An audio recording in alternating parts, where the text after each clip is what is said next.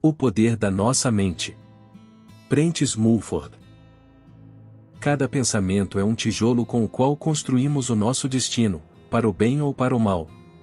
Os pensamentos moldam o nosso rosto e dão-lhe a sua expressão pessoal. Os nossos pensamentos determinam o comportamento, a presença e a forma de todo o nosso corpo. As leis da beleza perfeita e da saúde perfeita são idênticas. Ambas dependem inteiramente do estado de espírito ou, por outras palavras, da coerência dos principais pensamentos que transmitimos aos outros e que os outros nos transmitem. Hoje, o enorme poder dos pensamentos não só é desperdiçado, como ainda é pior, por ignorância e hábitos enraizados ao longo dos anos, descarregamos as nossas baterias na direção errada. Acumulamos incessantemente cobiça, inveja, escárnio e outras vilezas, e depois descarregamo-las, passando toda a substância real dos pensamentos por péssimos transformadores, nas outras pessoas, talvez prejudicando-as, mas sempre prejudicando-nos a nós próprios. Os pensamentos dos outros podem penetrar no nosso ser, tal como os gases nocivos podem penetrar nas nossas casas. Repete sem cessar estas palavras: e não quero ser escravizado por ninguém, ou encontrarás a maneira de te libertares da escravidão, da dependência e da mendicidade. Dependendo do tecido de que são feitos os nossos devaneios, dotaremos o nosso destino de ouro e ou de explosivos. Quanto mais profundos forem os devaneios, quanto mais perfeitas forem a introspeção e a abstração, melhor poderá atuar a nossa força mental, num raio de ação de milhares de quilômetros. Tudo aquilo a que chamamos forças ocultas, por exemplo a telepatia, é gerado desta forma. Qualquer forma de pensamento pode materializar-se instantaneamente, se for feito com intensidade suficiente. Todas as pessoas têm potencialmente estas forças à sua disposição. Todos os dias estilizamos uma fase do nosso ser, colocamo-nos numa outra personagem imaginária. O papel principal que desempenhamos mais frequentemente dará ao nosso corpo, a máscara desse papel, a sua aparência dominante. Aquele que passa a maior parte da sua vida a queixar-se por hábito, a fazer orgias de mau humor e de lamentação, intoxica o seu sangue, arruína os traços e a tez do seu rosto. Porque no laboratório invisível do seu espírito se elabora um agente maléfico, do pensamento, uma vez passado a ação, isto é, uma vez pensado, gerará uma lei inevitável, que atrairá para si os próprios pensamentos que o rodeiam. Entregar-se a um estado de espírito irritado e impotente, significa abrir as portas, aos pensamentos de todos os irritados e impotentes da cidade, isto é, carregar o seu grande ímã, o espírito, com correntes nocivas e destrutivas, e ligar a sua bateria mental a todas as correntes do mesmo gênero. Quem pensa em roubar e assassinar, entra em contato espiritual com todos os ladrões e assassinos do mundo inteiro.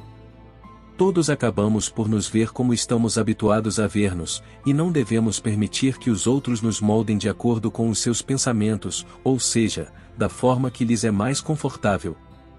Daí o ideal da boa ou criança, ou da esposa ou exemplar. Só se saberá o que é verdadeiramente o feminino ou quando as mulheres começarem a ser elas próprias. Quando isso acontecer, o mundo será subitamente 2 vezes mais rico psiquicamente do que atualmente, onde o homem, perseguindo exclusivamente o seu próprio ideal de masculinidade, decretou um ideal forjado de masculinidade. Decretou um ideal forçado de feminilidade. As pessoas que são sempre cautelosas, que preveem e pesam tudo, caem sempre na armadilha, porque contar sempre com as dificuldades significa criá-las. Um hábito tão enraizado que parece impossível de exterminar. O que quer que penses, atrai o mesmo do invisível. Medita interiormente sobre qualquer tipo de crime, e atrairás para ti realidades criminosas, do lado oculto da vida. São essas forças invisíveis e invisíveis que criam as condições materiais para o crime, abrindo caminho para ele neste lado da existência. Se no seu jornal preferido, todas as manhãs, lê avidamente as notícias sobre assassinatos, roubos, escândalos e tragédias que ocorrem em terra, mar e ar, está a atrair algo invisível do mesmo tipo. Sintoniza-se com acontecimentos espirituais de ordem inferior, que passam por si, e actuam sobre si de tal forma, que fica mais exposto a eles, mesmo fisicamente, ou seja, aumenta as hipóteses de ser tocado, por algo vindo dessa região de choques, especialmente se durante anos o faz enquanto come pequeno almoço, ou seja, durante um estado de passividade absorvida. Talvez não seja assim tão antiquado, ou como pensa o esperto bárbaro branco, que os esotéricos ou infantis do Oriente prefiram saudar a manhã com um hino ao sol, ou com o mantra, Om Mani Padme Hum, ou em vez de lerem o Diário dos Guarradas. Tudo é realidade a fluir no invisível, e é aquele que no espírito se imerge nessas correntes do mais baixo, do mais medonho e do mais mesquinho, e nem que seja como ouvinte interessado, que se limita a escutar com alguma morbidez titilante, e que erradamente se julga ao longe do campo de batalha ou acaba por ser arrastado por elas. Mas o circuito já se fechou, deixando entrar a corrente que transporta o mal e o crime. Quem gosta de ler notícias sobre roubos, assaltos e furtos, corre um risco maior de atrair mais do mesmo, para si e para sua casa. Essa pessoa e o ladrão acabam atraídos um pelo outro, porque ambos nadam no mesmo rio de pensamentos, sem se darem conta do poder que os une. Mas nenhum poder é tão irresistível como aquele de cuja existência não temos consciência, porque não estamos em condições de lhe resistir. Aquele que, durante 10 segundos, imagina algo abominável e terrível, algo que faria outra pessoa desesperar de corpo e alma, já pôs em movimento uma força que, em parte, cairá sobre si próprio. Aquele que por 10 segundos imagina algo agradável e amoroso, algo que traria alegria a outra pessoa, sem ferrão ou sombra, já pôs em movimento uma força que também cairá parcialmente sobre ele. Quanto mais tempo os sentidos estiverem orientados para um objeto, para o bem ou para o mal, mais a sua realidade invisível é reforçada. No final, ele será forçado, sempre alimentado por uma nova substância de pensamentos, a amadurecer como agente de alegria ou como agente de dor no mundo visível, ou que não é senão o nível mais denso do mundo invisível. Dirigir o espírito para um objetivo, com vontade e sem hesitação, e criar uma atmosfera desejável e alegre por tempo indeterminado, e é algo que não está muito na moda neste momento. Em que pensam as pessoas que nos rodeiam? Bem, em receber o salário, na qualidade da cerveja, talvez numa excursão. As mulheres, sempre atentas, à nova revista de moda, à costureira, ao jogo de bridge ou à viagem que vão fazer no verão. Sempre à frente, com um ofalte de milks ou à espreita, com um tom difuso de erotismo ou nunca suficientemente fortes para enfrentar a vida e apenas para entreter, com inúmeras manhãs e tardes, cujas gargantas poderiam e deveriam ser espremidas, lentamente, uma após a outra. O estado de espírito em que nos encontramos é muitas vezes uma força capaz de orquestrar acontecimentos a nosso favor ou contra nós. Por exemplo, há seres que nascem com alma, mas sem ímpeto, sem objetivo ou caminho, que não são capazes de cuidar de si próprios ou de preservar o que herdaram. São exemplos acadêmicos de uma forma de pensar que gera fracassos. Outros, pelo contrário, nascidos na pobreza, são capazes de acumular bem-estar desde o início. Dirigem todo o seu pensamento e vontade para um objetivo e são bem-sucedidos, se é que ganhar dinheiro em si mesmo pode ser considerado um sucesso. A promoção de qualquer empresa começa com a fantasia. Aqueles que, partindo de uma posição humilde, se tornam proprietários de 12 empresas ferroviárias, estão sempre espiritualmente à frente da sua localização, ou seja, assim que alcançam uma posição, já anseiam pela próxima. Quem passa anos a fio como trapeiro, obviamente nunca se viu noutra situação, ou seja, nunca ultrapassou psiquicamente a fronteira do trapeiro. Pode invejar os outros que se encontram numa situação melhor do que a sua, desejando ter muitas das coisas que eles possuem, mas nunca disse à sua própria alma: quero libertar-me deste ofício, e vou conseguir, vou ascender a algo mais puro e mais elevado do que apanhar trapos. Mas a simples inveja não ajuda a progredir, e esse homem permanecerá um trapeiro durante toda a sua vida. Aquele que se contenta em ver as coisas mais belas deste mundo como inatingíveis, que se senta no primeiro degrau da escada, queixando-se de todos os que estão acima dele, provavelmente permanecerá sempre nesse nível. Qualquer postura espiritual, na qual permanecemos inertes por um determinado período de tempo, nos direciona para coisas na vida que incentivam essa postura.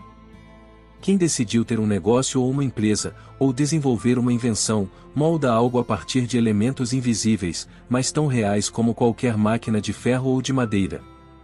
Por sua vez, essa empresa ou esse projeto atrairá outras forças favoráveis à sua realização, forças que se materializarão no mundo visível. Mas aquele que teme o infortúnio, que vive com medo de encontrar um mal ou um acidente a qualquer momento, está a construir um mundo de pensamentos, atraindo uma força silenciosa que, segundo a lei da atração, reúne à sua volta elementos nocivos e destrutivos. Tanto o sucesso quanto o fracasso têm origem na mesma lei, que pode beneficiar tanto aquele que tenta salvar uma pessoa que se afoga quanto aquele que esfaqueia a mesma pessoa. Cada vez que pensamos, fabricamos algo, a partir de ingredientes invisíveis, que contém forças que nos podem beneficiar ou prejudicar, consoante os pensamentos que transmitimos anteriormente. A pedra angular de todo o esforço bem-sucedido, nesta e em qualquer outra existência é, e nunca pensar que algo é impossível.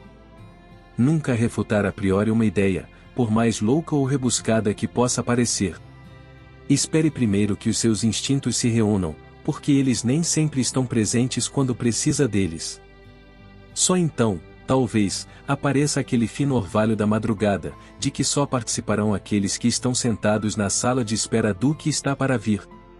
Mas esse milagre maior e mais puro, mesmo que fosse visível para o mundo inteiro, não duraria mais do que um piscar de olhos, pois passaria imediatamente sem obstáculos para o cérebro da humanidade. Quanto mais selvagem e fantástico for um pensamento, tanto mais tempo deve ser dado para que ele atue. Gritar o impossível ou só porque algo nos parece impossível, significa engendrar esse mau hábito de desprezar as coisas por princípio. A consciência comporta-se como uma prisão cheia de portas, que não deixam entrar o infinito, e tanto dentro como fora desta prisão, resta apenas um ser humano insignificante e solitário. O poder do estado de espírito. O que quer que nos aconteça, a causa é sempre um estado de espírito, ensaiado durante um longo período de tempo. Aquele que, com calma e sem hesitação, guarda em seu coração um forte desejo de vencer, bebe sem hesitação do rio invisível tantas forças auxiliares para o seu esquema espiritual quanto o embrião o bebe-o do sangue da mãe, de acordo com o plano estabelecido e absorvendo inconscientemente, sem errar, todos os elementos de que necessitará para cada etapa do seu desenvolvimento. Para o bem-aventurado, todo o cosmos é como uma placenta que alimenta as suas ações. Por forças auxiliares só entendemos sobretudo a fertilidade espiritual sempre crescente, a descoberta de novos caminhos e meios. É por isso que usamos a forma o se e as coisas o fazem-se por si próprias, ou a língua sabe-o há muito tempo e, gramaticalmente, todos nós usamos esta grande palavra criativa o se na perfeição, mas infelizmente não conseguimos pô-la em prática. No entanto, forças auxiliares só significa basicamente, que encontraremos sempre as pessoas certas para realizar os nossos planos. Nunca desperdice a sua energia a procurar estas forças auxiliares e os seus ajudantes com os sentidos corporais. Deixe que o seu inconsciente se encarregue disso. Só tens de pôr à tua disposição o ambiente adequado. Por exemplo, uma mulher grávida deixa o embrião crescer tão naturalmente quanto possível, e de acordo com as suas próprias leis secretas herdadas, que no final tornarão possível que o novo ser veja a luz. A mãe não tem outra coisa a fazer senão ter boas esperanças. O espírito comporta-se da mesma maneira durante a gestação de um plano. Pensa incessantemente, estou decidido, vai em frente, não faz outra coisa senão pensar, não só com o cérebro e o coração, mas com cada movimento, cada célula. Isto acabará por gerar uma força, que transportará qualquer ideia para a realidade, tão seguramente como uma grua levanta a sua carga. As forças que nascem com o espírito no invisível, continuam a atuar mesmo quando o corpo está inconsciente, ao seu amado dará Deus no sono ou despertam e vislumbram todos os caminhos abertos, e uma série de novos planos e métodos convergem para o objetivo amado. São precisamente estes novos planos que põem o corpo em movimento, pois então ele não poderá ficar parado, e ver-se-á de antemão como tudo se realizará. Agora chegou o momento de agir com a devida rapidez e certeza. mas também pode acontecer que, antes de ter atingido a maturidade para agir, esteja tão exausto de procurar as oportunidades certas ou que lhe falte a frescura necessária para assimilar a ideia libertadora quando ela realmente aparece. Todo o sucesso empresarial se baseia no fluxo contínuo de novos planos, pensamentos, combinações e ocorrências. Todos esses pensamentos e conversas sobre miséria, calamidades e crimes, minam a capacidade de atrair coisas boas e é um método de roubar o dinheiro da carteira e a saúde do corpo. Quando nos rodeamos de coisas boas e saudáveis, o bem-estar pode crescer quase sem limites, e se não for na realidade, pelo menos na fantasia, em direção a um mundo cheio de animais, florestas e mares jovens e livres. Quem não tiver a sorte de ter cães, veados e pássaros como amigos vivos, que pelo menos sonhe com eles.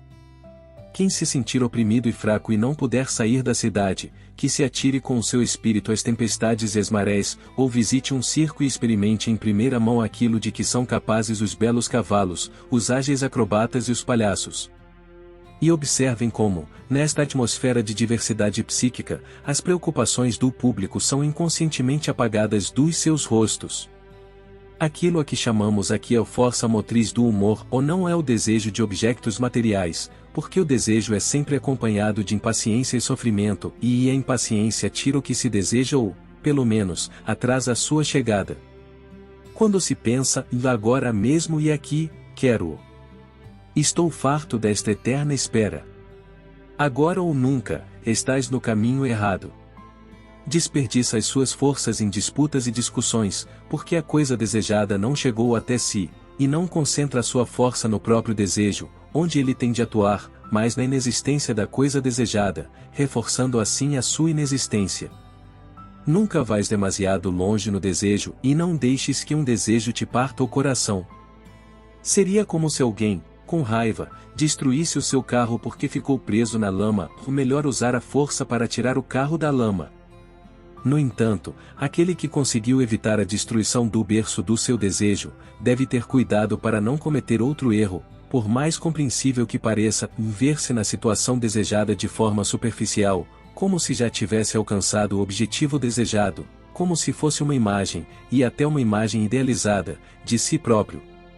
Imaginemos uma pessoa que quer ter uma casa muito bonita e especial, para viver nela com um ente querido, não lhe servirá de nada imaginar a sua vida nessa casa como se fosse um filme.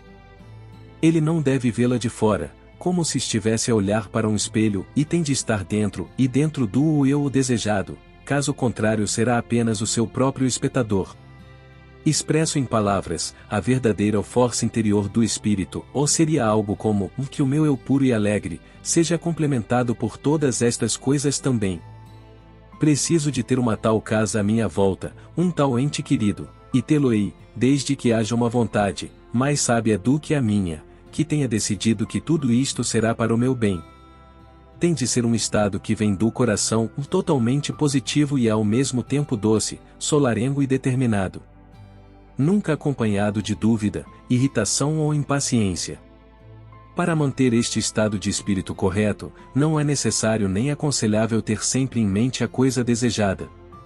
A única coisa capaz de atrair o sucesso, a beleza e a alegria é o nosso estado de espírito habitual, e não o pensamento contínuo da coisa que desejamos.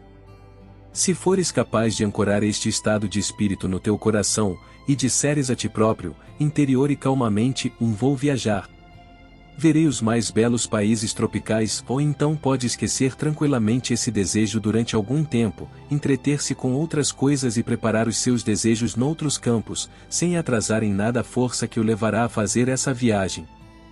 Sempre que esse desejo de visitar países exóticos voltar a si, basta integrá-lo de novo, no espírito da sua vontade inquebrantável de o realizar.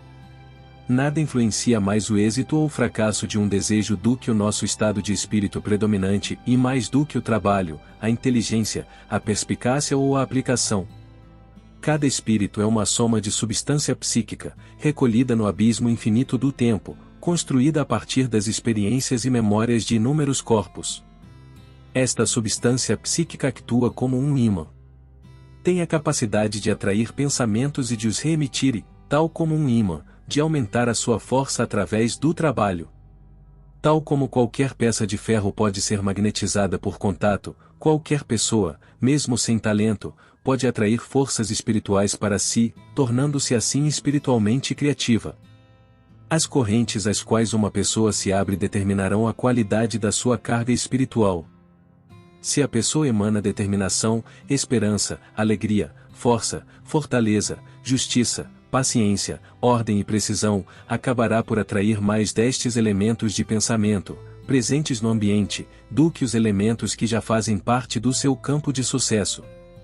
Cria-se um turbilhão magnético, que levará forças do mesmo signo cada vez mais depressa em direção ao centro, porque os próprios elementos estão agora no espaço, e atraem outros elementos com o mesmo pensamento, para os corpos que encontraremos no futuro, cuja função é favorecer-nos, ou destruir-nos. São estes elementos, com os quais os nossos fluidos já se misturaram muito antes, quando ainda estavam longe do corpo. Qual é o sentido da vida? Ninguém pode avaliar o sentido da sua própria vida, que é determinada por um destino universal superior, uma lei que nos domina e nos guia. Para onde? Para uma capacidade de felicidade sempre crescente e ilimitada. Todos os dias e todas as horas caminhamos para a felicidade, com órgãos cada vez mais sensíveis, mais sábios e mais claros, por muito que o contrário pareça. As dores que sofremos provêm do crescimento do próprio espírito, que nos pressiona cada dia mais contra as causas da nossa miséria, de modo que imediatamente percebemos e aceitamos essa dor como prova de que estamos no caminho errado e que devemos sair dele, custe o que custar. Para aquele que leva isso a sério, para aquele que, do fundo do seu ser, procura o caminho certo, algo sempre aparecerá para guiá-lo, porque uma das leis mais subtis e profundas, postula que nenhuma súplica genuína pode ficar sem resposta. Todo o desejo e toda oração intensa e verdadeira devem dar o fruto desejado. As pessoas que parecem perseguidas pelos erros podem ser as mais bondosas e as melhores, mas são pessoas que falam a si mesmas com dureza. Não se apercebem para onde o destino os quer levar. Como um cavalo que treme sob a vara, não consegue saltar um obstáculo. Onde há sofrimento, há erro, onde há dor, há sempre algo de errado. A dor é a bússola que nos guia para as ilhas dos bem-aventurados. No pequeno círculo dos sábios, há alguns que vivem tão harmoniosamente com o infinito que a linha dos seus respectivos destinos já não reconhece o sofrimento dos caminhos sinuosos. Mas estes poucos sábios, conscientemente, conservam um pequeno defeito, um ponto fraco na sua psique, ter uma bússola terrestre, capaz de medir os mais pequenos desvios da verdade, cuja agulha reage ao mais pequeno erro, com o corpo. Cada desejo, pensado ou expresso, aproxima-nos do desejado com uma intensidade diretamente proporcional à intensidade do desejo e ao número de pessoas que o partilham. Estas pessoas dirigem as funções espirituais para determinadas órbitas, pondo em movimento cada uma das forças silenciosas da vontade, que ajudarão a moldar o desejado. O segredo da magia está na capacidade do ser humano de utilizar as ondas mentais mais subtis e intensas em seu proveito. A felicidade e a saúde estão entrelaçadas com as fibras do ser. Temos de ver a nossa própria imagem liberta de todo o mal, semana após semana, mês após mês e ano após ano, até que esse sonho se torne uma ideia fixa, uma segunda natureza, para que possa continuar a atuar no subconsciente. Nunca espere doença ou dor amanhã, por muita doença ou dor que tenha hoje. Para amanhã, espera apenas saúde e força. Por outras palavras, a saúde, a beleza e a força devem tornar-se o seu sonho do dia, porque um sonho exprime o estado de espírito correto muito mais claramente do que a esperança. O mal da tirania inconsciente. A fé é a semente de todos os milagres. Mas nesta semente podem germinar tanto o mal como o bem. Da semente do mal pode nascer uma árvore, no topo da qual se aninharão todas as aves ruidosas de mau agouro. A nossa fantasia sombria e lúgubre tem fé no infortúnio. Quando um dos nossos órgãos nos causa um ligeiro desconforto, ao fim de 1 ou 2 dias, começamos a esperar esse desconforto, e começamos a imaginar que o órgão está doente. Depois, ouvimos dizer que a doença tem um nome pomposo e que parece perigosa. Tudo isso intensifica a crença no infortúnio. Surge então a influência de outros cérebros, e amigos e familiares preocupam-se e assustam-nos, lembrando-nos do nosso estado. Com tudo isto, caímos num círculo vicioso, que nos enfraquece ainda mais. Ninguém nos transmite a sua própria imagem de força e bem-estar, a imaginação de estar doente chega-nos de todo o lado. As forças espirituais de tudo o que nos rodeia actuam na direção errada. Quando um amigo se despede com um "fica bem", falo com um tom compassivo. Quando um amigo se despede com o "melhoras", falo com um tom compassivo e preocupado, o que parece pressagiar o pior. Agora recebemos a substância do que temíamos. Familiares que o cuidam ou de nós, apenas favorecem a nossa ruína. As pessoas com quem temos apenas laços profissionais ou comerciais são de pouca importância. Mas devemos ter cuidado com quem partilhamos os nossos momentos mais íntimos, quando nos deixamos ir ou quando estamos num estado passivo. Quem partilha esses momentos com uma pessoa, seja homem ou mulher, que não esteja à sua altura ou perderá muita força espiritual nas coisas que empreender, porque essa pessoa inferior ou desviará a sua linha de ação ou, no mínimo, influenciá-la. Portanto, muito dependerá da pessoa com quem partilhamos a nossa intimidade. Essas pessoas têm elementos que, para nós, podem significar vida ou morte, coragem ou cobardia, segurança ou insegurança. Uma soma de tirania inconsciente emana dos laços de parentesco. Muitas vezes, os filhos adultos atribuem interiormente aos seus pais e às suas mães lugares na vida que não estão dispostos a ocupar. A essência deste pensamento, nunca expresso abertamente, poderia ser formulada da seguinte forma: a nossa mãe é demasiado velha para usar cores tão claras. Seria ridículo a nossa mãe, viúva, ou voltar a casar, ou, é lógico que a nossa mãe não quer participar nas nossas festas. A mãe não quer participar nas nossas festas, é melhor que fique em casa a cuidar dos filhos. Ou, está na altura de o pai se retirar da empresa. Quando se trata de resultados, nenhuma força mental atua com tanta subtileza, nenhuma força é mais poderosa, para o bem ou para o mal, do que essa corrente de pensamentos homogeneizados que, emanando simultaneamente de várias pessoas, se concentra até produzir os efeitos desejados numa determinada pessoa, consciente ou inconscientemente. A força atua e produz um resultado. Se as mesmas opiniões de 3 ou 4 pessoas forem dirigidas ao ser que lhes deu novos corpos, a quem chamam mãe, ou a força dessas opiniões será suficientemente poderosa para colocar a mãe exatamente no lugar mais confortável para as crianças. Assim, todo este processo de pensamento convencional poderia ser expresso da seguinte forma: a mãe está a envelhecer e é natural que se retire gradualmente da vida ativa e fique em casa, para que possa divertir-se com os outros familiares reformados e afirmar-se como superior, em caso de doença ou durante os eventos familiares. Graças ao efeito deste sentimento unificado que as rodeia, muitas mães perdem os seus privilégios como indivíduos e comportam-se exatamente como os seus filhos inconscientemente querem que elas se comportem. Há mães que dizem: "E não me importa o que me possa acontecer, desde que os meus filhos cresçam saudáveis, terei cumprido a minha missão." No entanto, uma mãe deve ter em mente o que será dela. Porque se o seu crescimento em sabedoria e cultura for limitado, o crescimento dos seus filhos também o será. Uma boa mãe dará sempre o seu melhor, para que os filhos a admirem tanto quanto a amam, mas a admiração e o respeito estão reservados às mulheres que defendem o seu lugar na vida com coragem, força e liberdade, e que crescem incansavelmente para objetivos sempre novos. Nenhuma mãe pode esperar demasiado amor e respeito de filhos adultos que se escondem num canto da cozinha, que se tornam uma simbiose entre enfermeira e ama, e que ensinam a sua família a ser usada como animal de carga para todas as calamidades domésticas, reais ou imaginárias. Precisamente por estas razões, muitas mães são menosprezadas pelos seus filhos adultos ou simplesmente postas de lado. As mães que se rebaixam a este ponto, porque pensam erradamente que estão a fazer um favor aos seus filhos, acabam muitas vezes por pagar amargamente por esse erro. Quem se deixa ditar pelos outros, quem abandona as suas próprias inclinações e objetivos, quem vive para satisfazer os desejos dos outros, perde gradualmente o direito de tomar as suas próprias decisões. Acumula à sua volta tantos pensamentos alheios, que acaba por se tornar parte deles, um instrumento que obedece silenciosamente à vontade muda dos que o rodeiam. Torna-se um fóssil, um servo indefeso que perde gradualmente a capacidade física e espiritual de empreender qualquer coisa, um avô senil, um velho inútil sentado em frente ao fogão, que é mais tolerado do que amado. Em muitos casos, isso deve-se aos pensamentos que os filhos adultos têm sobre os seus pais demasiado abnegados. É o poder mudo dos espíritos que, num ambiente fechado, actuam sobre os pais e as mães, acabando por os abater.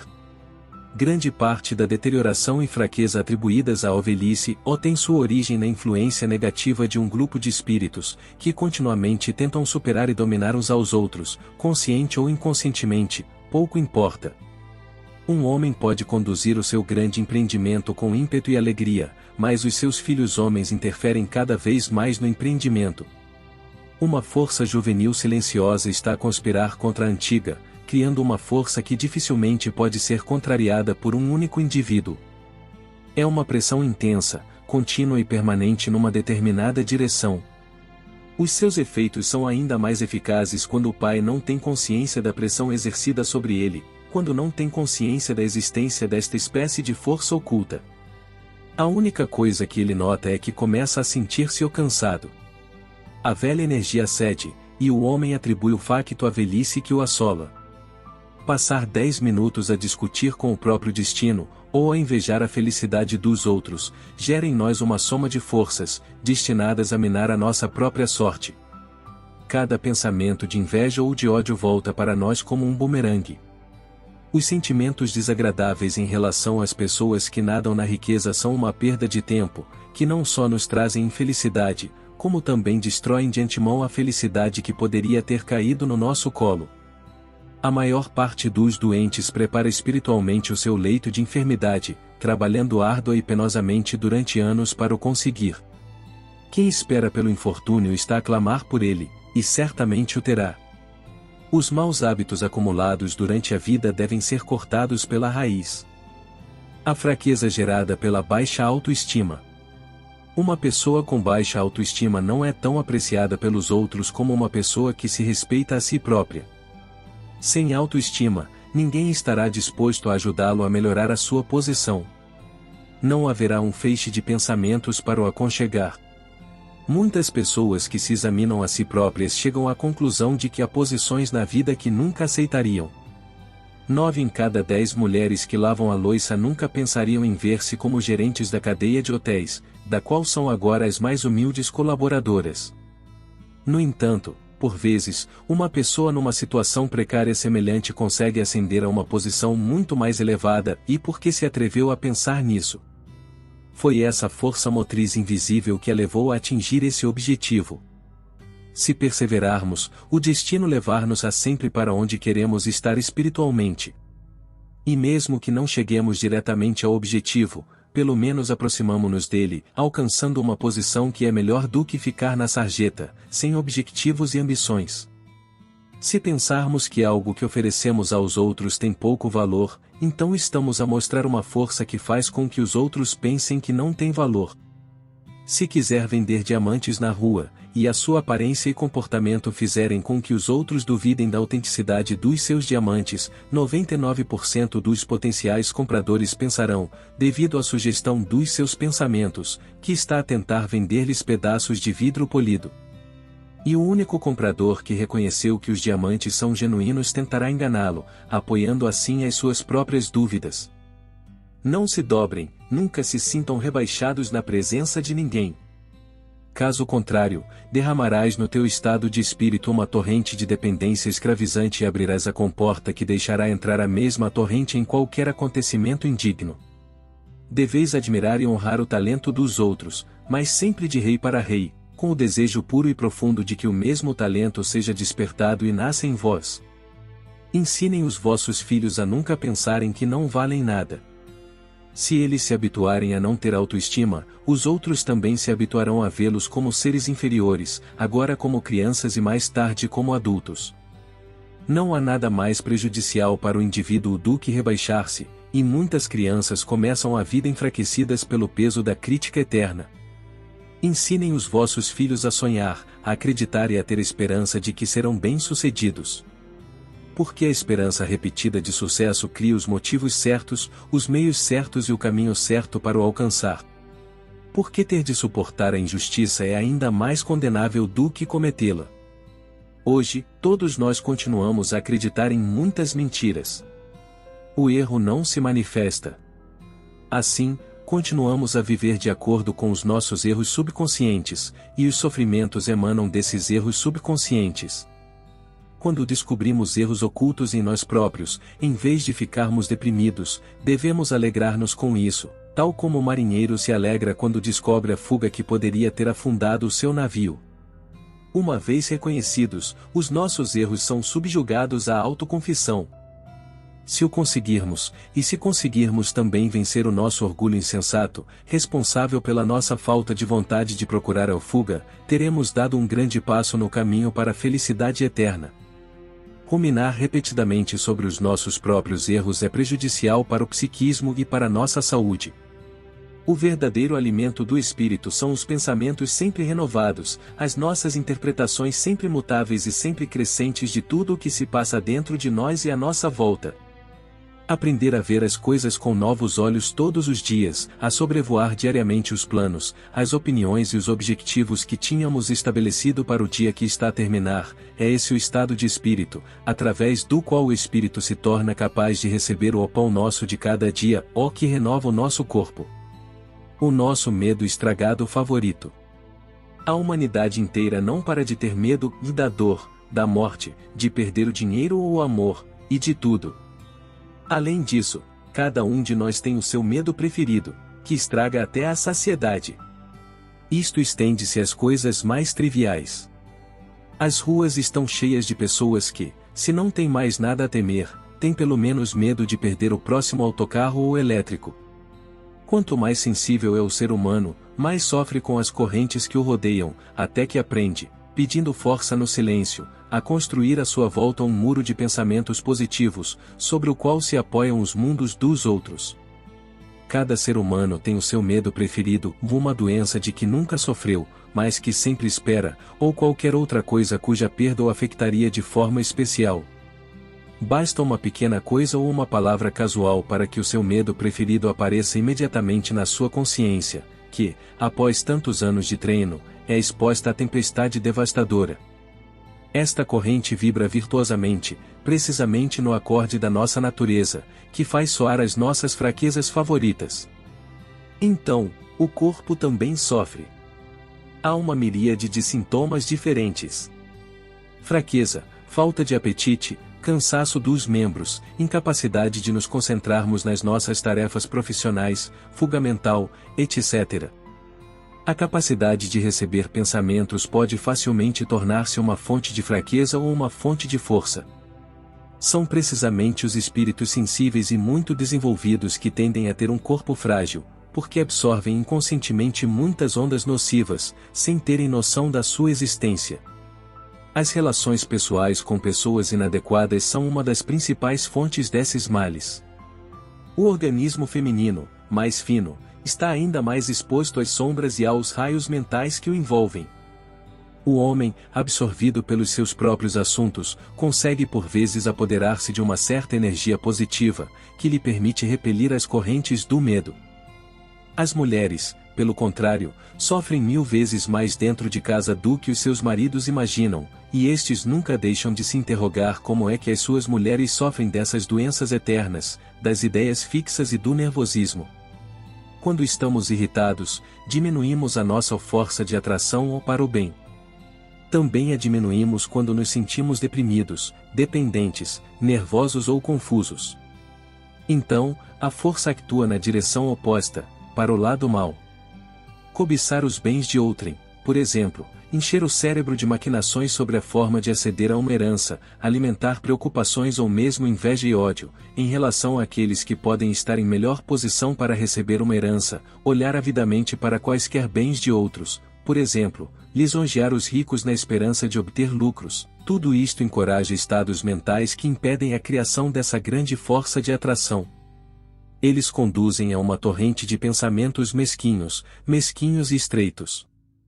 Outra grande perda é deixar-se arrastar por preconceitos maliciosos contra os outros, mesmo que seja apenas participando interiormente nos disparates da maioria. Quando se conversa com pessoas ou abaixo ou do seu próprio nível, perde-se poder, e mesmo que a sua supremacia obtenha algumas pequenas vitórias. Também perde poder quando destrói o caráter ou os problemas dos outros, por mais espirituoso e brincalhão que seja. Porque geras e emites forças mentais, que te impedem de tomar uma posição muito mais forte em relação à humanidade, e assim conseguir uma emancipação que sai de ti, e que te permite o acesso direto ao melhor dos outros, em contato direto, núcleo a núcleo, deixando tudo o resto abaixo e atrás de ti.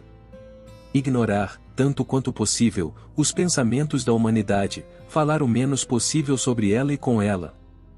Mantenham-na à distância com um escudo de boa vontade e combatam todas as sombras de ódio, indignação e desprezo, que para a humanidade de hoje poderiam servir como um intermediário sombrio. Como mensageira de toda essa inveja, dessa maldade fanática e concentrada contra o homem mais fino, cuja simples presença ela já percebe de longe. Se esse homem mais fino lança uma linha de ódio, está perdido, só uma parede ativa de benevolência pode proteger suficientemente a sua alma. Se, no entanto, o encontro for inevitável, ser positivo desde o início, isto é, lança as correntes em vez de as absorver e nega-lhe interiormente o acesso a tudo o que vem desse meio. Se fizerdes vossas as suas preocupações insensatas, a vossa força de atração será inversa, pois absorvereis os seus defeitos, misturareis a vossa confiança com o seu ceticismo, mutilando a vossa firmeza com as suas hesitações. O ser humano que ainda sabe quando mente, permanece relativamente autêntico e fresco. Nele, a mentira está encapsulada no conhecimento como as triquinas na carne. Mas os organismos da maioria das pessoas estão tão infectados pela mentira que já não conseguem fazer esta distinção. A natureza da mentira não é apenas a palavra falsa pronunciada conscientemente, mas o engano, incluindo o auto-engano. Uma mentira, que de boa fé integramos no nosso interior, bloqueia, como qualquer outra mentira, os elementos construtivos da verdade. Muitas mentiras, que mal se aguentam, podem muitas vezes ser salvas com o sangue fresco de uma verdade, tal como as raças de coelhos, que de tanto incesto estariam condenadas a desaparecer, são misturadas com a raça pura, para evitar que se extingam. Mas as piores mentiras são as meias-verdades. Por exemplo, receber alguém em nossa casa, quando na realidade queremos que ele vá para o inferno. Quando sorrimos sem ter a mínima vontade de o fazer. Ou quando fingimos que nos preocupamos com o bem-estar de alguém, só porque ele tem dinheiro, na esperança de obter lucro. Ou quando nos tornamos membros de uma religião ou associação por snobismo, comercialismo ou prestígio. Ou quando, da tribuna ou do púlpito, anunciamos coisas em que acreditamos pela metade. Ou quando dizemos um meio sim, quando queremos dizer um rotundo não. Tudo isto, estas escassas amostras retiradas do frasco das mentiras cotidianas, que de resto não merecem maior atenção, geram um mal que atinge até o corpo. É como o álcool, não é o excesso esporádico, mas as pequenas e contínuas doses de veneno que, ingeridas inconscientemente todos os dias, prejudicam o organismo sem que o intoxicado se aperceba. Uma vez saturado, o corpo já não é capaz de eliminar o veneno e até adoecer e sucumbir. Porque as mentiras não duram. É preciso que o tecido de que são feitas se deteriore, para que o espírito possa encontrar o instrumento adequado para atingir o seu objetivo. Numa palavra, e novamente uma encarnação falhada. O que nos aparece como mal e decadente, não é senão a consciência infinita, abandonando uma posição que se tornou insustentável. A segunda grande desvantagem da mentira é o facto de nos fazer entrar no círculo de todos os outros mentirosos, em quem, devido a um parentesco interior, somos muito mais propensos a acreditar do que numa pessoa honesta. O empresário astuto ou de um determinado setor, é muitas vezes enganado por um empresário igualmente astuto ou de outro setor, porque não gosta de pessoas verdadeiras e íntegras. Há um antagonismo silencioso, sem que seja necessário proferir uma palavra. As mentiras que nós próprios fornecemos diariamente ao cosmos, sob a forma de palavras, sopro, presença e vida, não são nada comparadas com as mentiras em que inconscientemente acreditamos para as deixar atuar, com a melhor fé do mundo, sobre nós e sobre os que nos rodeiam. É uma praga psíquica. Os cabelos brancos, as rugas, qualquer sinal de colapso das células do corpo, são a materialização de erros desta natureza. São um sinal de que ideias errôneas se instalaram temporariamente na consciência. O facto de, hoje em dia, alguém ter de perguntar ao médico o que deve comer, que sabe tão pouco sobre o assunto como o doente, é uma alienação dos instintos que, na natureza, só ocorrem em algumas formigas predadoras degeneradas, que, incapazes de encontrar alimento para si próprias, são obrigadas a deixar-se alimentar por formigas escravas. O médico sabe, quando muito, alguma coisa sobre as doenças, mas nada sobre a saúde, quanto mais não seja porque a saúde é um bem raro. Ao longo da sua vida, o médico não tem qualquer contato com pessoas normais e saudáveis. Daí as estatísticas assustadoras, sobre a quantidade de proteínas de que necessitamos diariamente, inventadas pelo gênio Liebig, que experimentou num grande número de estudantes alemães, com enormes barrigas de cerveja, motores miseráveis, que precisavam de 3 vezes mais combustível. Devido a esta dose de proteínas, determinada a partir de amostras ineptas, durante mais de 30 anos foram administrados venenos proteicos em toda a Europa, a pessoas completamente normais, especialmente crianças, espalhando assim apendicite aguda, gota e outras doenças do metabolismo. Aquele que reconhece uma doença já está meio curado. Quando somos invadidos por um estado de espírito negativo, é importante estarmos conscientes de que uma corrente negativa externa está a passar por nós, que estamos em contato com muitos outros espíritos sombrios e lúgubres, que enviam os seus estados de espírito repulsivos uns aos outros, aumentando-os a níveis insuportáveis. O que temos a fazer é orar, orar, orar, pedir a força necessária para sair dessa corrente de pensamentos negativos. Devemos eliminar o mais rapidamente possível da nossa consciência tudo o que é desagradável e incompleto, as propriedades negativas dos outros e todas as coisas feias e desagradáveis que nos rodeiam. Caso contrário, ficaremos com as imagens desses pensamentos, que acabarão por se materializar na sua correlação específica. Quem imagina uma pessoa, sempre no momento em que ela comete um erro característico, provavelmente acabará por cometer o mesmo erro no final. Tudo deve ser exteriorizado, como manda a linguagem. Que cada um adquira o hábito de transformar todos os seus pensamentos em palavras, pois assim eles se tornam mais físicos, e podem ser eliminados por meios físicos. A palavra é o veículo que transporta o que há de ignóbil na alma. Quem transforma a noite em dia, perde os compromissos mais importantes do subconsciente. A tranquilidade como acumulador de forças.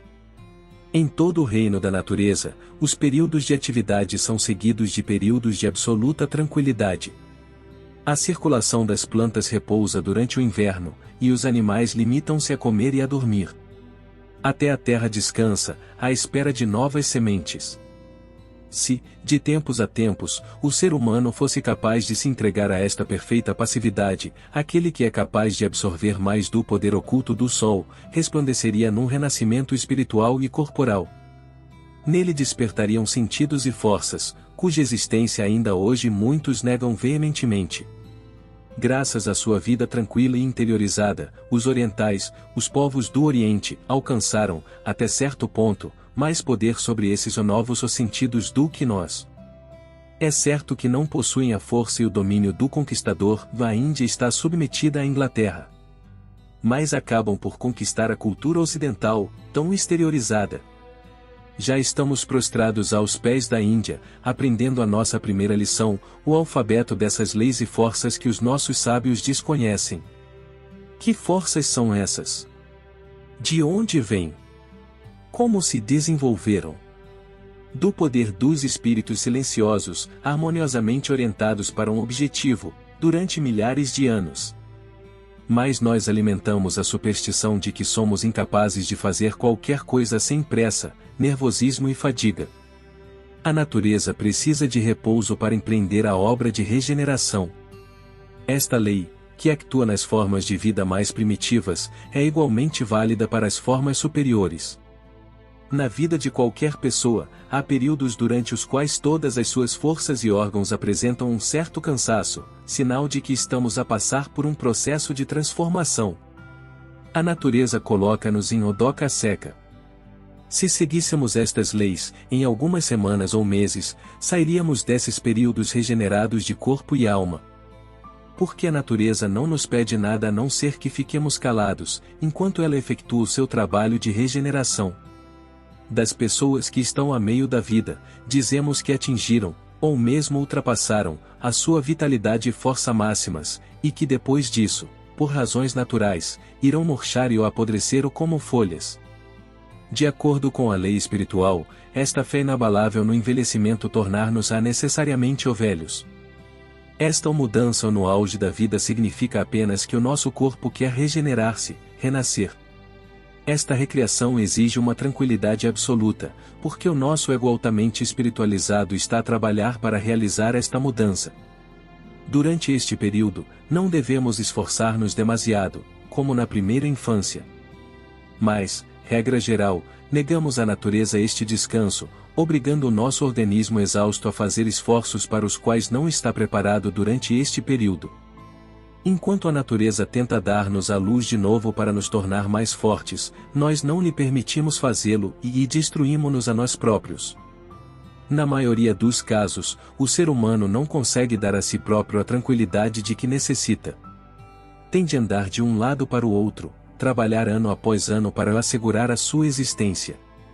Isso não altera em nada o resultado. Cristo e Moisés, e todos os videntes e magos estavam em tranquilidade ou acumulando força psíquica, que uma vez concentrada num doente lhe dava nova vida. Na história de Marta e Maria, esta última escolheu a melhor parte, porque longe dos afazeres domésticos acumulava tranquilamente forças, que em poucos segundos, se bem dirigidas, conseguiam mais do que Marta com as suas dificuldades diárias. Marta o trabalhava até morrer, enquanto Maria se regenerava. A cultura da tranquilidade aumenta com a presença de espírito. A presença de espírito não é outra coisa senão a capacidade de mobilizar todos os conhecimentos, a capacidade de ação, a firmeza e o tato de que dispomos em cada momento. O seu valor reside na presença simultânea de todas estas propriedades, que nos espíritos calmos estão concentradas, e não dispersas na caça a mil coisas diferentes ao mesmo tempo. Quem conseguir conservar a sua força e repousar o seu espírito, terá nervos de aço. Ele emanará um fluido capaz de domar facilmente o cavalo mais selvagem. A coragem é uma nuvem magnética intransponível. As suas possibilidades são ilimitadas. Podemos tornar o nosso corpo capaz de resistir a qualquer influência material, podemos tornar cada órgão do nosso corpo 10 vezes mais resistente do que é atualmente. Onde há um pouco de pressa, há sempre um pouco de medo. Quem corre para apanhar o comboio, fala porque tem medo de ficar para trás, e esse medo aumenta ainda mais a possibilidade de ser o apanhado. Quem se apressa a chegar a uma reunião ou a um compromisso, fala porque teme as consequências negativas do atraso. É surpreendente a quantidade de trocos que gastamos diariamente com medos. Através de um treino inconsciente, estas pequenas psicoses podem inundar o espírito de uma pessoa, a tal ponto que ela acaba por temer perder algo em qualquer altura e lugar, mesmo quando não há qualquer risco de o fazer. Por exemplo, correr amargamente atrás de um elétrico, como se fosse uma coisa insubstituível, quando atrás ou, no pior dos casos, 3 minutos depois vem outro. Mas o medo de ter de esperar 3 minutos, torna-se uma montanha, como a almofada num sonho febril e uma possibilidade aterradora. Simplesmente por hábito, este estado de espírito catastrófico acompanhará a pessoa durante as refeições, os passeios, as férias, em suma, em tudo o que faz, tornando-lhe cada vez mais difícil manter a cabeça fria. A emoção que está na base de todo este estado de espírito e comportamento não é outra senão o medo. O medo não é mais do que a incapacidade de controlar o aparecimento dos pensamentos. O nosso eu impotente cospe tudo, como se fosse um geyser de lama, manchando a nossa vida cotidiana e cobrindo-a de uma crosta cinzenta. Este treino totalmente inconsciente leva o nosso espírito a um estado tão crônico que reage com pânico a qualquer acontecimento trivial, incubando desilusões onde elas não existem. Mas quem cultiva medos de qualquer espécie, constrói para si um beco sem saída por onde, nos momentos decisivos do destino, só o medo poderá circular. Nunca te deixes levar pelo desejo de ganhar dinheiro. Acumular riqueza à custa da saúde é como cortar os pés para comprar um par de botas. Tudo o que empreendemos pode ser feito sem pressa, sem fadiga e sem robotes. Se se sente atormentado, é sinal de que algo está errado na sua atividade. Quando o espírito e o corpo trabalham de forma harmoniosa e lúdica, ou gera-se a maior força, esta força, devidamente treinada durante 2 horas, é capaz de realizar mais do que 10 horas de ocorreria. Nestes momentos tranquilos, os pais devem ser dispensados de todas as exigências dos seus filhos adultos. O mesmo se passa com as aves e outros animais da floresta, só as mães humanas nunca estão ao abrigo das exigências das suas crias, até chegarem à sepultura, exaustas e espremidas. Mas elas deveriam ser livres, deveriam voltar a ser como eram quando eram donzelas, antes de se tornarem mães. A maternidade é uma fase indispensável e muito importante da existência humana, para o amadurecimento de certas capacidades e reconhecimentos. Não devemos estagnar toda a nossa vida numa única experiência. Ajuda da corrente da simpatia. Uma relação correta entre as pessoas é o meio mais poderoso para a felicidade, a saúde e o sucesso. Neste contexto, por relação entendemos algo que vai muito para além da proximidade física. A proximidade de uma pessoa depende da intensidade com que a tratamos psiquicamente, a distância física do seu corpo não tem qualquer relevância. O que são as relações sociais senão um permanente ou tolerar e ser tolerado ou um ruminar sobre as mesmas palavras, gestos e pensamentos, ano após ano? São mortos, que devem ser deixados enterrar os seus próprios mortos. A vida autêntica e viva é um estado com infinitas facetas, uma abertura de correntes espirituais, nas quais espíritos do mesmo nível trocam as suas forças e ideias. São estas as fontes que ascendem ao ser eterno. A simpatia é o fator mais importante de todo o destino. A mania de baratear corre paralela aos medos e infortúnios, e nunca alcança a corrente dos espíritos empreendedores e das forças vitoriosas. Os indivíduos que vivem nessas correntes nunca se encontram. Quem quiser aproximar-se dos vitoriosos da vida deve mudar a direção da sua espiritualidade. Só assim conseguirá seguir o seu caminho. As pessoas que se reúnem para despejar suas maldições e invejas sobre os outros, tudo o que é prejudicial cairá sobre elas com 10 vezes mais força, pois atrairão os mesmos pensamentos que exalam dentro de si. Os pensamentos mais frequentemente realizados são também os mais intensamente materializados no organismo. Absorvemos os erros e as imperfeições dos outros, porque estamos psiquicamente ocupados com eles. No alvoroço e no regozijo com as imperfeições alheias, há um pouco de incenso e êxtase, algo como champanhe. Mas, no fim de contas, este tipo de divertimento tem um preço elevado. A simpatia é o ponto forte. A escuta ativa atua como um tônico, e a benevolência de uma só pessoa, sem vestígios de inveja e de escárnio, é uma corrente irresistível, cujo valor não pode ser calculado em dólares e cêntimos. Da mesma forma, desejar mal a outrem é um elemento que a pessoa que percebe silenciosamente esse desejo contra si, se torna uma forte muralha invisível, que lhe devolve tudo sem sequer uma palavra ou um olhar. Só uma corrente contínua de bondade da sua parte pode desviar este efeito sem consequências. É também por isso que é tão perigoso fazer inimigos, por mais justo e lógico que o motivo possa parecer. Cada reunião turbulenta, cada briga de família, cada aparição entre pessoas, inunda o invisível com substância destrutiva. E se qualquer coisinha insignificante consegue irritar-te, sem o saberes, colocas-te lá onde essa substância destrutiva atua e fazendo com que qualquer pequena explosão do teu mau humor, desperte todo o galinheiro, do qual te será mais difícil sair, do que foi para te despertá-lo. A única ajuda possível é deixares de pensar nisso, ou seja, mudares imediatamente a tua direção espiritual, permitindo-te, quando muito, um breve olhar satisfeito por cima do ombro, para o monte de raiva alheia que estava prestes a atacar-te, e que agora foi lavado, molhado pela chuva, graças à tua pequena concessão privada. Há correntes espirituais envenenadas, tal como há vapores metálicos envenenados ou arsênico tóxico. Quem permanece uma só hora em estado passivo, numa sala cheia de pessoas invejosas, odiosas, cínicas ou escravizadas, absorve delas um elemento de pensamentos envenenados, cheios de doença e força destrutiva, um elemento infinitamente mais perigoso do que um agente químico tóxico, porque os seus efeitos são mais subtis e misteriosos, pois muitas vezes manifestam-se dias depois, e são, erradamente, atribuídos a outras causas. Provavelmente, nunca houve tanto ódio como hoje. O ódio não se limita a castas e estados, e não se odeia apenas na vertical e na horizontal, mas também na diagonal.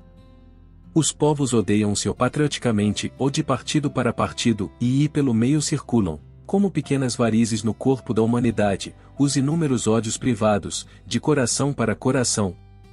É preciso ser especialmente passivo durante as refeições. Quem come alimentos, ou seja, matéria para a preservação do seu corpo, só o deve fazer num estado de espírito calmo, equilibrado e alegre. Comer e queixar-se, discutir ou fazer negócios significa estar ativo, precisamente quando se deveria estar num estado de absoluta negatividade. O facto de estas queixas ou discussões serem feitas em voz alta ou apenas em pensamento não tem qualquer importância. Também é prejudicial quando à mesma mesa se senta uma pessoa que alimenta este estado de espírito negativo, contra o qual nos temos de defender interiormente, mas suportá-lo exteriormente, o que requer uma boa dose de energia, é em si mesmo positivo. No entanto, só se deve partilhar a mesa com pessoas que vivem na mais pura simpatia. Quando todas as pessoas que partilham um espaço se juntam para transmitir o mesmo pensamento, todo o espaço é preenchido ou carregado com este éter altamente espiritual. Se esse pensamento for de força e de ajuda, algo prevalecerá no espaço, que, como um fluido, será transmitido à pessoa seguinte que entrar nesse espaço, injectando força e ajuda. Se centenas ou milhares de pessoas vierem a este sanatório ou santuário com o mesmo espírito, cada uma delas deixará o seu grão de força e de ajuda. Com o tempo, este espaço tornar-se-á um poderoso acumulador de espiritualidade, desde que não seja utilizado para outros fins e que se impeça o acesso a outros pensamentos baixos, mundanos ou egoístas. A força acumulada nesse espaço ajudará a curar aqueles cujos corpos estão doentes, e que vieram até ele com fé. O espaço fortalecerá os fracos de vontade, endireitará os deprimidos, como se um feixe de raios invisíveis os estivesse a apoiar. No entanto, ninguém deve permanecer nesse lugar mais do que alguns minutos, para que o cansaço ou os pensamentos baixos não se acumulem aí. Todos nós temos uma necessidade vital de um companheiro, com quem possamos ser naturais. Precisamos de pelo menos uma pessoa com quem possamos viver os nossos humores e sentimentos, perante a qual possamos tirar a máscara e não tenhamos de estar sempre em guarda. Precisamos de momentos em que não tenhamos de pesar as nossas palavras, de dizer sempre algo inteligente e correto, ou seja, de ter de manter o nosso arco psíquico esticado, quando deveria estar solto. Por vezes, precisamos de ter o privilégio e a liberdade de ser triviais, de dizer disparates, sem receio de sermos ridicularizados ou olhados com cara de parvos. A arte de esquecer. Em todas as vidas, mesmo nas mais felizes, há milhares de coisas, acontecimentos e cenas, que seria preferível esquecer. Mesmo as memórias felizes, ou porque até a felicidade se torna obsoleta. Também o nível de amigos deve poder crescer todos os anos, e o dia de amanhã deve ser cada vez mais excitante do que o de ontem. Quem esquece cria espaço para novos pensamentos, e consequentemente, para uma nova vida. Quem se fecha hermeticamente na felicidade presente ou passada, mesmo com ela, acabará velho e cinzento. Esquecer não significa aniquilação total, o que de outra forma seria impossível, uma vez que somos apenas a soma das nossas experiências. Cada cena, cada cheiro, cada palavra e cada beijo são componentes orgânicos, integrados no nosso eu, ou ainda que de forma difusa, subterrânea e invisível, mas sempre prontos, por uma série de misteriosas leis associativas, a reaparecer à nossa porta. No entanto, é aconselhável não deixar passar por essa porta certos conjuntos de memórias egoístas e maníacas. Uma experiência correta é aquela que esquecemos. Quem quiser avançar vitoriosamente, em linha reta, rumo à perfeição, não deve esquecer-se de equilibrar previamente a carga transportada pelo seu veículo. Há pessoas que costumam recriar no espírito antigas batalhas contra seus adversários, e é inegável que essas antigas ou batalhas espirituais no campo dos Melrus ou sempre terminam bem, ou seja, com a derrota incondicional do inimigo imaginado. Aqui se tece uma história contínua, infinitamente rica em variantes agradáveis, que culmina com um final deliciosíssimo, com o cão a tremer, de cauda enrolada e derrotado da cabeça aos pés, prostrado perante o nosso imponente resumo de todas as suas maldades. Quem pensa que isto não tem mais importância, que é apenas um castigo inocente e barato, para os que se desviaram, está em grave erro, porque este jogo ou é um dos maiores luxos a que um ser humano se pode permitir, custa vidas. Quem o joga entra numa nuvem de veneno cadavérico, hipnotiza-se numa vida fictícia já decaída, sacrificando-se por um triunfo imaginário no passado, e por um triunfo real no futuro. Aquele que pratica a vingança é alguém que o age em nome do passado, ou seja, com uma energia desviada em 180 graus. Ninguém que se alimente de pensamentos ultrapassados, os excrementos dos seus egos ultrapassados, pode manter o seu corpo fresco e belo. Os novos influxos, os jovens futuros ficarão presos nas células pegajosas da alma. A carne, os ossos, a medula e o sangue tornaram-se uma casca rígida, um espírito morto. O peso desta crosta sempre crescente conduz a um estado de fraqueza e de lamentação. Só aquele que for capaz de se libertar da sua casca gasta e de avançar para o novo, a cada novo pensamento, conseguirá rejuvenescer a sua vida, e esses pensamentos materializar-se-ão também, no novo corpo que lhes é devido. Poder morrer todos os dias ou significa que todos os pensamentos passados já pertencem ao mundo dos mortos.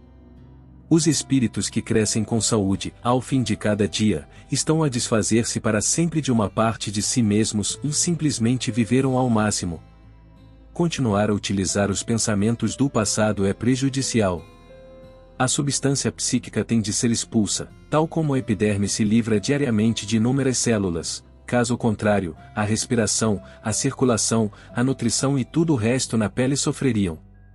As pessoas que conseguem aumentar continuamente a renovação dos seus pensamentos, num só dia, são capazes de conhecer mundos inteiros. Para elas, a felicidade praticamente não depende do lugar e das circunstâncias em que se encontram, podem atraí-la mesmo estando na prisão, enquanto aqueles que são prisioneiros das suas velhas ideias, apodrecem vivendo num palácio, e é um caminho para a independência quase total do físico, e independência é poder. Enquanto estivermos dependentes, seja em que medida for, de outra pessoa, de um alimento, de uma droga ou de um estimulante, continuamos a ser escravos. A única libertação das prisões da miséria material e espiritual é a capacidade de criar novos pensamentos a toda hora. Mas mesmo as ideias mais vivas, alegres e fecundas têm de desaparecer temporariamente da nossa memória. Para que um empreendimento, um estudo ou uma habilidade sejam tão bem-sucedidos quanto possível, é necessário que todos os dias, a uma certa hora, esqueçamos completamente o empreendimento, a ciência ou a arte que nos ocupa. Caso contrário, confundiremos o caminho com o objetivo, concentrando-nos no primeiro, o que nunca deve acontecer. Porque nesse caminho, em direção a um êxito maior e mais duradouro, pode haver um grupo silencioso de ajudantes invisíveis, que veem mais além, e estão um passo e uma ação à nossa frente, porque por esse caminho misterioso e cheio de surpresas, estamos cegos, e entramos maniacamente num beco sem saída. Por vezes, parece-nos que não estamos a avançar, mas a verdade é que as circunstâncias estão apenas à espera que o nosso conhecimento se torne suficientemente claro. Quem empreende algo, com um grande e valioso objetivo, e depois de ter feito tudo o que estava ao seu alcance, ainda se depara com obstáculos e contratempos incompreensíveis, deve parar imediatamente de fazer qualquer coisa que vá além do estritamente necessário. É preferível pedir insistentemente ao seu espírito que deixe de se preocupar com o assunto e que confie exclusivamente na força misteriosa e secreta que se esconde por detrás de todas as coisas verdadeiras, que durma e coma sozinho e que se divirta. E divertir-se. Se ele tem consciência de ter feito tudo o que estava ao seu alcance, que se desligue e deixe de fazer nada. O espírito e o estado de espírito dominantes moldam o abdômen e os membros. Tornam-nos desagradáveis ou agradáveis, atraentes ou repulsivos para os outros, e sobretudo, para nós próprios. Moldam os nossos gestos, os nossos maneirismos e o nosso andar. O mais pequeno tremor de um músculo deve-se a um certo estado de espírito, ou de pensamento. Um espírito que possui determinação caminha sempre com passos determinados, enquanto os espíritos inseguros se baralham e cambaleiam. A determinação distende todos os músculos e enche-os de um fluido maravilhoso e revigorante, sobretudo quando essa determinação se dirige a um objetivo proveitoso, não só para nós, mas também para os outros. O egoísmo que integra em suas obras o bem-estar dos outros é um egoísmo sábio, pois no espírito todos formamos uma unidade, na qual outras correntes revigorantes e vivificantes fluem, fomentando o que é bom para muitos. Nestas correntes revigorantes e vivificantes, vindas do invisível em todo o lado, o nosso pequeno barco ego também navega em direção à sua própria realização. Em direção à sua própria realização. Somos todos membros de um grande corpo. Infinitos nervos invisíveis percorrem o espaço, de ser para ser. Cada pensamento perverso é uma pulsação que percorre miríades de seres. Mas para promover os fecundos processos de interligação de pensamentos entre nós e o outro, é preciso preservá-los de forma que estejam sempre frescos e quimicamente eficazes. E isso só se consegue com a arte de esquecer, que não é outra coisa senão a capacidade de evacuar corretamente as substâncias consumidas ou decompostas. Aprender a esquecer algo é tão importante como aprender a lembrar-se de algo. A velhice faz-nos muitas vezes ver as coisas como eram há 50 anos. Os acontecimentos e as pessoas despertam sempre em nós as mesmas associações de ideias. É por isso que a mesma história é repetida centenas de vezes. Um cérebro assim não consegue alimentar-se de novas ideias, porque tenta viver no passado. A decadência e a morte são as consequências. Gradualmente, o espírito perde o poder sobre o organismo. A memória e os sentidos começam a enfraquecer, os membros tremem, a carne seca, sintomas de que o psiquismo, por falta do pão cotidiano, ou seja, de novos pensamentos, está a perder o seu domínio sobre o corpo. Para viver realmente, para aumentar a nossa força espiritual e física com a idade, para atravessar cada fase da nossa existência com um encanto crescente, para vencer o nosso último grande adversário, a morte, é necessário manter em curso o processo de evacuação dos pensamentos antigos. O tédio é uma doença, não sabermos o que fazer conosco, sentarmos-nos e voltarmos a inalar continuamente os excrementos dos nossos pensamentos, até que tudo pareça estar consumido e achatado de tanto envenenamento. Tentaram matar o tempo e tentaram matar a vida. Quem consegue, perde temporariamente a ligação com a grande fonte, o contato com a consciência infinita. Esta é a pior doença que existe. Ela aguarda o sucesso com paz de espírito. Quem estiver disposto a assumir a responsabilidade terá sucesso. Aquele que não estiver disposto a fazê-lo será um peão mal pago daquele que tem a coragem de o fazer. Atrever-se, mesmo que seja apenas em fantasia, a dirigir uma grande empresa e a gerir grandes somas de dinheiro. Ousar em silêncio, numa pequena câmara do seu espírito, impedirá que alguém troce de si. Ver-se sempre no fundo da escada é demasiado barato. Praticar a arte da espera. Esperar o sucesso com tranquilidade é o método mais eficaz e frutuoso do mundo, para inverter a força dos seus pensamentos. Temer os infortúnios, prever os obstáculos, obcecar-se com as dificuldades possíveis, é o caminho mais seguro para a ruína e a pobreza. A responsabilidade não implica necessariamente preocupação, cólera, inquietação ou irritabilidade. A cultura do espírito, que nos ensina a não nos preocuparmos com as coisas que ainda não aconteceram, não nos permite ter pensamentos de responsabilidade até ao momento em que sejam necessários ou úteis. Devemos falar frequentemente dos nossos grandes e importantes projetos, mas apenas com pessoas que tenham interesses e objetivos semelhantes. Estas conversas devem ser repetidas com alguma regularidade, de preferência à mesma hora e no mesmo local, ou seja, não em qualquer lugar, num restaurante, na rua ou no comboio, porque perdem força e revelam segredos, mesmo quando não há nenhum bisbilhoteiro ou por perto. Como diz o provérbio, as paredes têm ouvidos. Em locais com muita gente, em qualquer sala que não emane paz psíquica, há sempre um agente ou invisível, ocupado, ladrão e astuto, pronto a roubar segredos para o vender, ou a um cérebro estrangeiro. Quando se reserva uma sala exclusivamente para essas conversas íntimas, que devem ser sempre amistosas e agradáveis, e se essa sala também for utilizada para esse fim durante muito tempo, gerar-se-á uma atmosfera de pensamentos vantajosa para os planos pretendidos. Esta atmosfera positiva irá crescer com o tempo, de modo que, nesta sala, as ideias surgirão mais fácil e rapidamente do que em qualquer outro lugar. Tornar-se-á um local de inspiração, aberto aos impulsos do espírito. No entanto, se numa tal sala houver uma discussão furiosa, ou se uma das pessoas presentes estiver interiormente agitada, gera-se nessa sala uma força que é prejudicial a todas as coisas da vida e que atua em todas as direções. Saber guardar um segredo aumenta consideravelmente a sua força de atração. As paredes têm ouvidos ou durante muito tempo. Os seus segredos o escapam para o éter, dando origem a rumores, ou mesmo quando não há ninguém por perto. Se quer realmente guardar um segredo, esqueça-o, deixe-o desvanecer-se na sua consciência, e só se lembre dele quando for absolutamente inevitável, e não brinques com ele nem mesmo nos teus pensamentos. Porque o que quer que penses, tu executas. Coloca-a temporariamente fora de si, numa substância acessível a todo o mundo, a partir da qual poderia aceder a um cérebro estrangeiro, sob a forma de um pressentimento ou de uma suspeita volátil, na qual, graças à sua repetição contínua, acaba por amadurecer até se tornar uma certeza absoluta. Um exemplo: há pessoas que afirmam com insistência que duas pessoas tiveram relações sexuais, muito antes de estas terem tido lugar.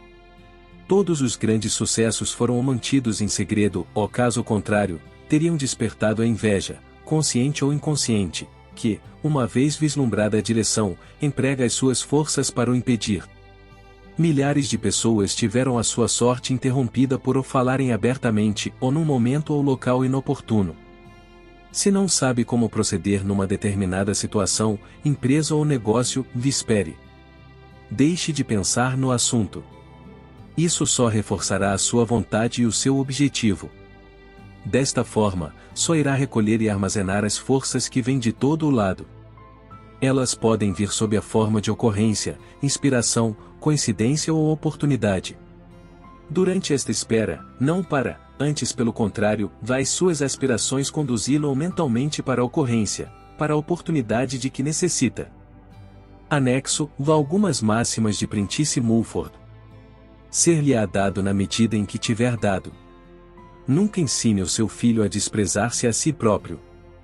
Se ele se habituar a sentir isso, os outros também se habituarão a desprezá-lo, primeiro em criança e depois em adulto. Ensine o seu filho apenas a sonhar e a esperar o sucesso. A expectativa prolongada desse sucesso cria as condições, os meios e as formas de o alcançar.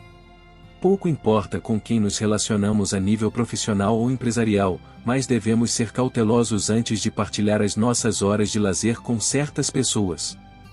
O caminho dourado do meio passa muitas vezes pela areia.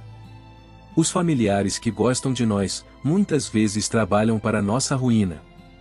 Nunca esperes doença ou dor amanhã, por muita doença ou dor que tenhas sofrido hoje. Para amanhã, espera apenas força. Olha para as coisas com olhos claros e aprende a voar diariamente sobre os teus planos, as tuas crenças e os teus objetivos do dia anterior. Em vez de ficarmos deprimidos quando descobrimos erros até então ocultos, devemos alegrar-nos com as suas causas, tal como o marinheiro se alegra por ter encontrado o canal que, de outra forma, teria afundado o seu navio. Muito depende da pessoa, com quem partilhamos as nossas horas de lazer, porque dela provém elementos, que podem significar vida ou morte, coragem ou cobardia, lucidez ou impotência. A pessoa com baixa autoestima não será julgada pelos outros como seria se tivesse mais autoestima. Na melhor das hipóteses, o médico entende algo de doença, mas nada de saúde, porque quase não tem contato com pessoas normais e saudáveis. Cada pensamento é um tijolo no nosso destino nascente, para o melhor e para o pior. Ninguém deve tolerar ser moldado pelos pensamentos dos outros, ou seja, da forma que lhe parece mais cômoda. As pessoas prudentes, que avaliam e refletem sobre tudo, caem sempre na armadilha, porque contar sempre com as dificuldades significa criá-las. Para fazer avançar qualquer negócio, é preciso começar pela imaginação. Dizer que algo é impossível porque parece impossível é cultivar o hábito desastroso da rejeição. Os planos grandes e importantes devem ser discutidos, mas apenas com pessoas que tenham objetivos e interesses semelhantes. Concentrar-se num objetivo é uma forma muito sábia de egoísmo. A determinação tensiona todos os músculos e enche-os maravilhosamente com um fluido vivificante. Ninguém que se alimente de pensamentos obsoletos conseguirá manter o seu corpo fresco e belo. O medo é apenas um outro nome para a incapacidade de controlar o derramamento de novos pensamentos. Só as pessoas que vivem na mais pura simpatia são dignas de partilhar a mesa. A coragem é como uma nuvem magnética, que nada pode atravessar. 60 segundos de devaneio são 60 segundos de paz viva para o corpo e para a alma. Mas eu tive bons momentos e tenciono ter ainda melhores. Os laços de parentesco são uma soma de tiranias inconscientes. As pessoas que viajam muito, que estão sempre a ver novos lugares e pessoas, caracterizam-se por um certo grau de vitalidade, que as pessoas que vivem no mesmo lugar ano após ano não têm. A vida contemplativa é criativa e não tenhas medo de te divertires. O céu na terra cria-se adoptando a atitude certa em relação às ninharias da vida cotidiana. É saudável rodear-se de objetos coloridos. O que agrada aos olhos refresca a mente, e o que refresca a mente refresca o corpo.